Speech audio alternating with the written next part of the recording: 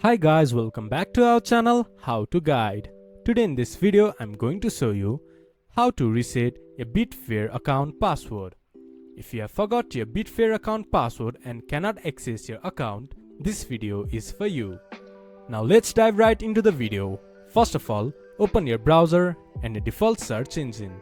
Then search Betfair login. Then go to the first result that shows up or go to identityshow.betfair.com. It will then take you to the login portal of Betfair. From there, click to Forgot Your Password. There, enter your email address that is linked to your Betfair account. Then enter your date of birth.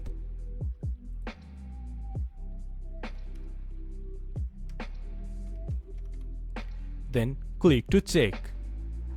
Then you will receive a mail in your email ID with a reset link on it. Access your mail, then go to the reset link, then reset your password. This is how you can reset your Betfair account password.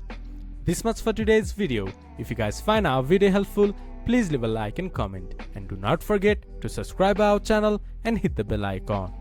I'll see you guys again in our next video. Thank you for watching.